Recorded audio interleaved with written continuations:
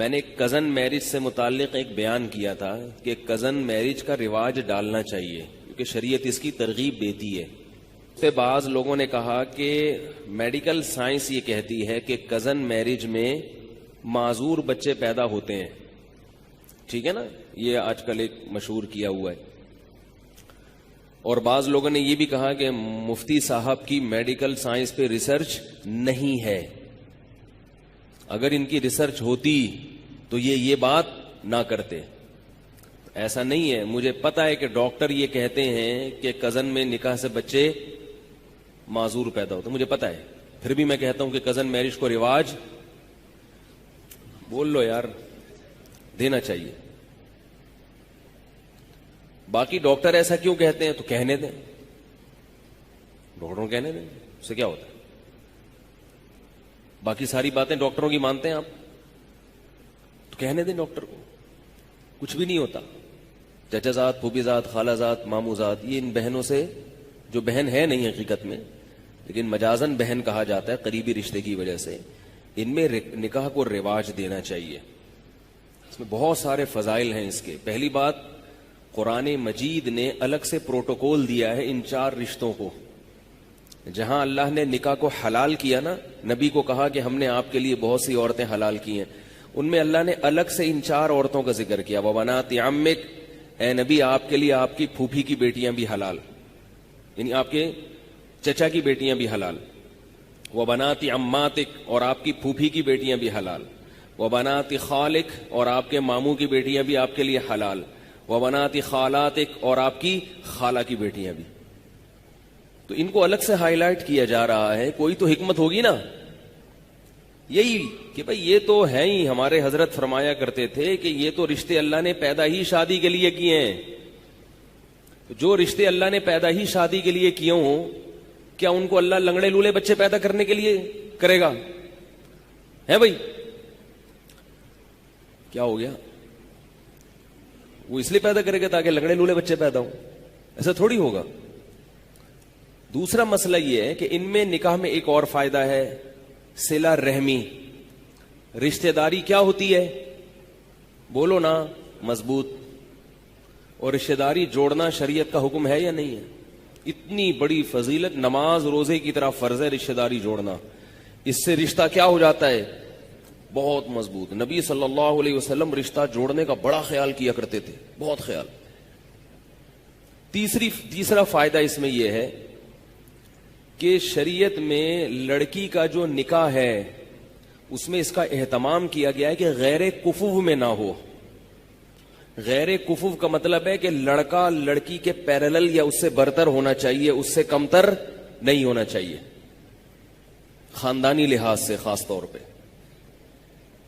بھائی جس خاندان سے لڑکی کا تعلق ہے, لڑکا ویسے ہی خاندان سے بلونگ کرتا ہو. کرتا تو اردو میں ہی ہوگا لیکن آج کل انگلش میں کیا کرتا ہو, وہ بلونگ کرتا ہو. کس خاندان سے؟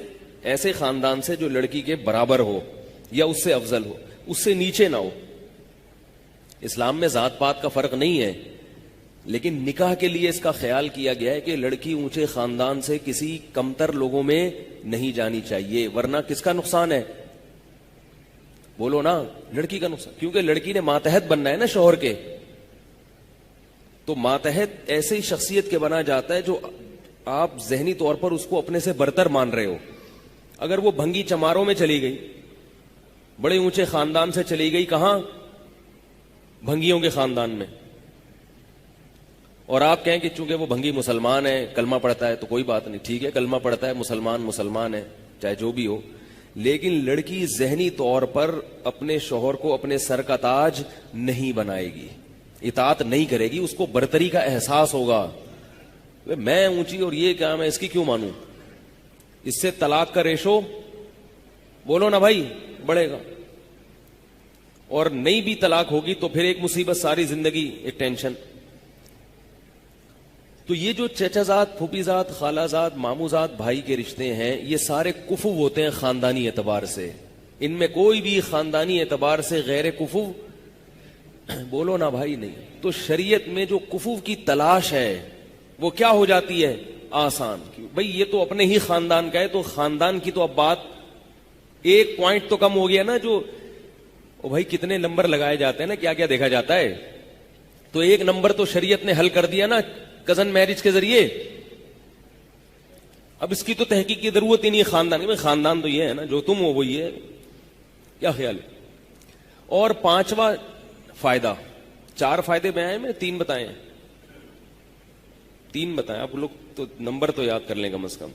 چوتھا یا 5واں, رکعتیں جب ہم بھول جاتے ہیں نا نماز میں 4 پڑھی ہیں کہ 5 پڑھی ہیں, تو شریعت کہتی ہے 4 سمجھو اور قاعدہ بھی کرو, اس لیے کہ نہیں بھول جاتے ہیں کہ 3 پڑھی ہیں یا 4 پڑھی ہیں. تو شریعت کا مسئلہ یہ ہے کہ جب نماز میں آپ بھول جائیں کہ 3 پڑھی ہیں کہ 4 پڑھی ہیں, تو آپ اس کو فرض کریں گے 3, لیکن تیسری رکعت کے بعد قاعدہ بھی کریں گے, کیونکہ ہو سکتا ہے کہ یہ کون سی ہو, چوتھی ہو. اور پھر ایک اور رکعت کے لیے کھڑے ہو جائیں گے جو یا تو چوتھی ہے یا 5ویں ہے. کھڑے اس لیے ہوں گے کہ اگر وہ 3 ہوئی تھی تو پھر چوتھی ہو جائے, اور اگر 4 ہوئی تو 5ویں کیا ہو جائے گی, گریبی. اب نماز میں گریبی لگانا جائز نہیں ہے, تو اس کا شریعت نے حل یہ رکھا کہ آپ 5ویں کے لیے کھڑے ہوں اور آخر میں سجدہ سہو کر لیں. کیا خیال ہے بھائی؟ تو اگر وہ 4 تھی تو پوری 4 ہو گئیں, اور اگر 5 تھی تو گریبی جو آپ نے اضافی لگائی اس کی پینلٹی کس سے ہو گئی, سجدہ سہو سے ہو. اسی کو حدیث میں کہا ہے فَلْيَبْنِ عَلَى الْأَقَلِّ. حدیث میں آتا ہے کہ جس کو نماز میں شک ہوا نا 3 پڑھی ہیں کہ 4 پڑھی ہیں, تو وہ عقل سمجھے, کم سمجھے اور اس پر بنا کرے آگے. تو ہم نے کتنے نمبر لگائے ہیں, 3 ہیں یا 4, تو ہم 3 پہ سجدہ سہو کر لیں گے آخر میں. ٹھیک ہے. چوتھا نمبر کیا ہے کہ جو چچا زاد, پھوپھی زاد, خالہ زاد, ماموں زاد رشتے ہوتے ہیں ان کو بچپن سے دیکھا بھالا ہوتا ہے, جوا نہیں کھیل رہا ہوتا انسان. آج کل جو نکاح ہو رہے ہیں نا وہ جوئے ہیں, جوئے. اچھا نکل گیا تو نکل گیا, نہیں نکلا تو پتہ ہی نہیں کیا نکلتا ہے پھر وہ, کیونکہ کسی غیر کے بارے میں پورے طور پر تحقیق کرنا ممکن نہیں ہے. بعض لوگ میرے پاس بھیج دیتے ہیں کسی کو, والدین نا میرے پاس بھیج دیتے ہیں کہ اس نے ہماری بیٹی کے لیے رشتہ بھیجا, مفتی صاحب ذرا اس کو دیکھیں کیا ہے. تو وہ نہا دھو کے شیمپو لگا کے بڑے تمیز سے آتا ہے میرے پاس. ٹھیک ہے, نہا دھو کے شیمپو ویمپو لگا کے خوشبو میں اوڑا, ایسا لگتا ہے کہ میرا دل چاہ رہا ہوتا ہے کہ میں اس سے بیعت ہو جاؤں. اب کیا پتا کہ یہ حقیقت میں ایسا ہے یا نہیں ہے بھائی, کو پتہ چلا سکتا ہے. آپ کہہ سکتے ہیں اس کے آفس سے پتا کرو, آفس فون کر کے پوچھا, ہاں بھائی صحیح ہے, تو ہو سکتا ہے باس کے سامنے صحیح ہو, وہاں تو ڈنڈا ہے نا باس کا, تو جہاں ڈنڈا ہوتا ہے وہاں تو سب صحیح ہوتے ہیں بھائی. تو گھریلو زندگی کیسی ہے اس کا پتہ چلانا بہت مشکل. چچا زاد, پھوپھی زاد, خالہ زاد, ماموں زاد کا بچپن سے پتا ہوتا ہے کہ کون بچپن میں بنٹے کھیلتا تھا, کون لٹو کھیلتا تھا, کون چڈی پہن کے تالاب میں مینڈکوں کے ساتھ نہاتا تھا, کون کیا کرتا تھا, کون گلی محلے سے مرغی چوری کرتے ہوئے پکڑا گیا تھا. یہ سب پتا ہوتا ہے. خوبیاں بھی پتا ہوتی ہیں اور بولو نا خامیاں بھی پتا ہوتی, سب پتا ہے. تبھی لوگ سب کچھ نہیں بتاتے اپنے بارے میں, کہتے ہیں نا سب بتا دوں تو ہاتھ پاؤں کٹوا دوں. تو ان کا پہلے سے سب کچھ پتا ہوتا ہے. تو اب اگر ان میں خامیاں بھی ہیں تو پہلے سے پتا ہوتی ہیں کہ یہ ہے, لہذا پہلے سے برداشت کرنے کا تحمل ہوتا ہے کہ بھئی یہ تو ہے. کزن میرج کا یہ فائدہ ہے, چچا زاد بہن ہو یا چچا زاد بھائی ہو, پہلے سے پتا ہے. تو کتنے فائدے ہو گئے, 4 فائدے ہو گئے. اور بھی بہت سارے فائدے ہیں اس کے, اگر میں گنوانا شروع کروں تو اور بھی یاد آئیں گے مجھے. یہ 4 بھی ابھی صرف بیٹھے بیٹھے سرسری غور سے یاد آئے, ورنہ اور بھی فائدے ہیں. پھر آگے نسل جو پیدا ہوتی ہے نا اس میں بھی بڑے فائدے ہیں, بڑے فائدے ہیں. اس میں دونوں کے مفاد ہوتے ہیں. جو رشتے ہیں لڑکی اور لڑکے کے ابا اور اماں کے جو رشتے ہیں وہ دونوں طرف سے ہوتے ہیں, لہذا دونوں ان رشتوں کی پاسداری کرتے ہیں. آپ نے شادی کر لی یہاں سے امریکہ میں, تو امریکہ والی کے ننیال وہ ادھر ہے اور آپ کا جو رشتہ ہے وہ ادھر ہے, تو ان سے آپ کا کوئی تعلق نہیں اور ان سے ان کا کوئی تعلق نہیں, تو مشترکہ مفاد نہیں ہوتے. پھر ایک اہم فائدہ 5واں نمبر وہ یہ ہے کہ اگر اختلافات ہوتے ہیں میاں بیوی میں، دونوں خاندان بیٹھ جاتے ہیں، کیونکہ ان رشتوں کے ٹوٹنے میں دونوں خاندانوں کا نقصان ہوتا ہے، تو جوڑنے کی کوشش کون کرتا ہے؟ دونوں خاندان کرتے ہیں. کیا ہو گیا؟ کتنی واضح بات ہے نا. دونوں خاندان جوڑنے کی کوشش کرتے ہیں. تو اگر اتنے سارے مفادات اس میں ہیں تو اگر ایک لنگڑا پیدا ہو بھی جائے تو برداشت کر لو. کیا خیال ہے؟ اول تو ہوگا نہیں انشاءاللہ، کچھ نہیں ہوتا. بالفرض اگر اتنے سب ہونے کے باوجود ایک لنگڑا پیدا ہو جائے تو چلتا ہے، لیکن ایسا ہوتا نہیں ہے. اب میں سائنس کی طرف آتا ہوں. میڈیکل سائنس کیا کہتی ہے کہ تاکہ یہ ٹاپک جب چھیڑا ہے تو مکمل ہو جائے نا. میڈیکل سائنس یہ کہتی ہے کہ اس میں معذور بچے پیدا ہونے کا امکان زیادہ ہے. مجھے نہیں پتا یہ تحقیق صحیح ہے غلط ہے، آپ فرض کر لیں کہ صحیح ہے. صحیح ہوگی جب ڈاکٹر کہہ رہے ہیں، کچھ تو دیکھا ہوگا انہوں نے. کیا خیال ہے؟ کچھ دیکھا ہوگا، کچھ ریسرچ کی ہوگی. تو یاد رکھیں کہ شریعت میں ایسے اسباب جن پر نتیجہ مرتب ہونے کا امکان بہت کم ہوتا ہے.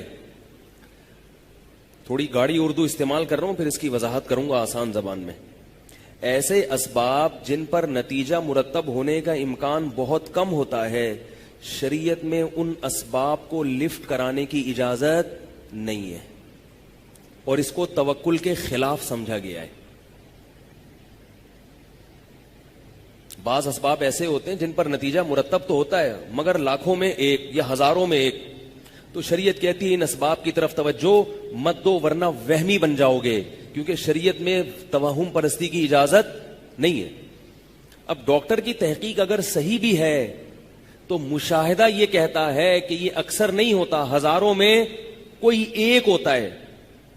تو یاد رکھو، ہزاروں میں ایک لنگڑا بچہ یا ایک بچہ معذور پیدا ہونے کا امکان اگر کنزن میرج میں ہے، تو یہ ہزاروں میں ایک کا میں معذوری کا امکان کے تو اور بہت سارے اسباب ہیں جو اس سے بھی زیادہ قوی ہیں. ایکسیڈنٹ کے ذریعے بچوں میں معذوری کا امکان کزن میرج سے زیادہ ہے. نہیں آ رہی بات؟ بیماریوں کے ذریعے، عام بیماریوں کے ذریعے بچوں میں معذوری کا امکان کزن میرج کے امکان سے زیادہ ہے. تو کیا اس چکر میں آپ اولاد پیدا کرنا چھوڑ دو گے کہ کہیں معذور نہ پیدا ہو جائے کیونکہ وہ فلاں جگہ، ایک جگہ ساؤتھ افریقہ میں ایک بچہ معذور پیدا ہوا ہے؟ یہ فرض کرو گے آپ؟ نہیں آ رہی بات؟ بچے گم بھی جاتے ہیں، کتنی بڑی ٹینشن ہے والدین کے لیے. لاکھوں میں ایک بچہ، 2 لاکھ 10 لاکھ میں ایک بچہ گمتا بھی ہے. گمتے ہیں نا بچے، بعض دفعہ اغوا ہو جاتے ہیں. اس چکر میں آپ اولاد پیدا نہ کرو کہ کہیں اغوا نہ ہو جائے. تو شریعت آپ کو کہے گی وہمی. کیا کہے گی؟ پاگل ہے، وہمی ہے، سٹھیایا ہوا ہے. جیسے ڈاکٹروں کی ڈاکٹری ایک دلیل ہے، سائنس کی تحقیق ایک دلیل ہے، تو مشاہدہ بھی تو ایک دلیل ہے نا. ہم دیکھ رہے ہیں کہ بچوں کو آپ صبح وین میں بٹھاتے ہیں، گاڑی میں، کنوینس میں، بعض دفعہ ان گاڑیوں کا ایکسیڈنٹ ہو جاتا ہے. اور یہ بہت ہوتا ہے کیونکہ صبح صبح ڈرائیور جو ہے نا، جو بچوں کو کی وین لے کر اسکول جاتے ہیں، وہ بہت اسپیڈ سے بھگاتے ہیں. اور ایسے کئی کیسز ہوئے ہیں. لیکن ہزاروں وین میں سے کوئی ایک وین ہوتی ہے جس کا ایکسیڈنٹ ہوتا ہے. آپ اس احتمال کی وجہ سے کیا بچے کو اسکول بھیجنا چھوڑ دیتے ہو؟ ظاہر ہے یہ رسک لینا پڑتا ہے بھائی، یہ تو ہوتا ہے.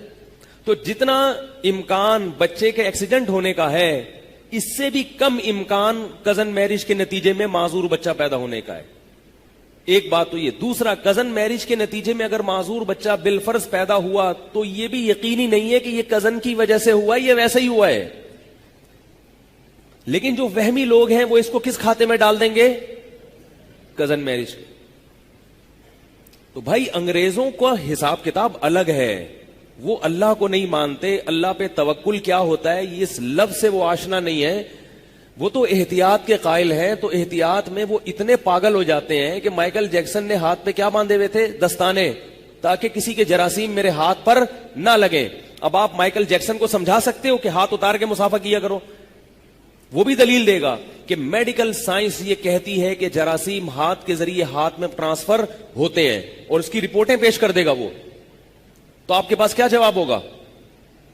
وہ کہے گا بھائی فلاں سن میں 1920 میں یو کے میں ایک آدمی نے کسی کو ہاتھ ملایا تھا, رپورٹ یہ کہتی ہے, تو جراثیم اس کے ٹرانسفر ہوئے تھے اور وہ مر گیا تھا.